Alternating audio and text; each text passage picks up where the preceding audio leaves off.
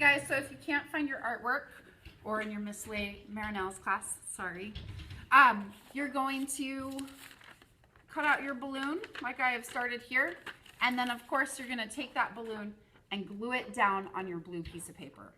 And then before you do anything else, you're going to write your name with one of the pencils on the back of your paper, as well as your table number.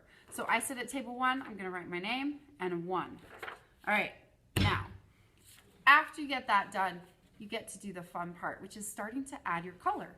But we're not just going to add color on there randomly. No, we're learning to make our patterns.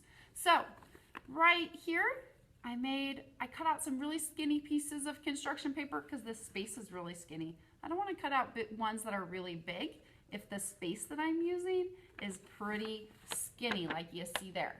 Okay? And I made my pattern with orange and yellow, orange, yellow, orange, yellow, orange, yellow. And here you can see that my construction paper got a little bit bigger, and that's because that space is a little bit bigger, and I did blues and pinks.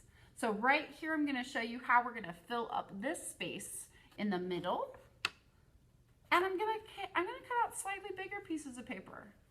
And if you can see here, this is a slightly bigger space that I'm working in, so it makes sense to make my construction paper a little bit bigger. So on your tables, you have the construction paper. You're going to share this with your table members. I'm not going to dump it out because that'll make a big mess.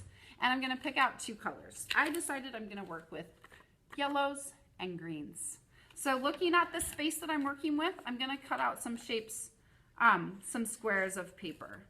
So I know I kind of want it to be a little bit bigger. This is a good size for that space. I can tell because when I put it on there, it's not sticking outside the edges too much, and it's not too teeny tiny with a lot of white space around it. And I'm also going to cut out some green squares. Some of them I might want to make a little bit smaller because there are kind of some where it gets a little bit skinny up at the top. And some I'm going to make a little bit fatter. So if you look down at my table here, I have a lot of green and yellow squares. But this does not a pattern make. This is not pattern. This is just a mix of colors. We need a pattern. So with my squares that I've cut out here, I'm going to put away my big pieces. I'm going to make my pattern. I might want to do yellow, green, yellow, green, yellow.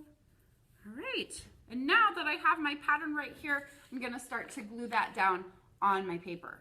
So I think the best way to glue it down on the paper is to put your glue on your shape first.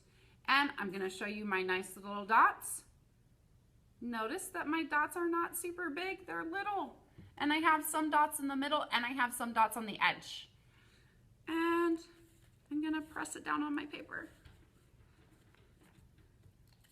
And now I can just pick up the next square on my pattern that I've already made here on my table, do my little dots, and press it down on my paper so that it's not peeling up.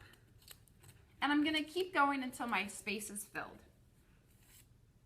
If I run into the problem, like I'm about to right now, I'm picking up this green piece of paper and I notice, oh, it's kind of too big for this spot.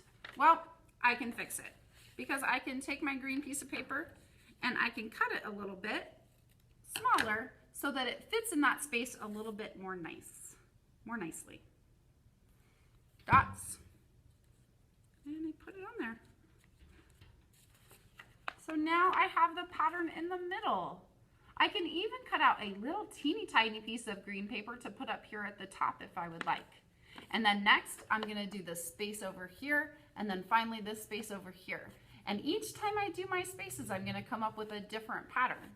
Now, in these patterns, I just use 2 colors, but let's see if we can make a pattern with 3 colors. I think you guys can do it.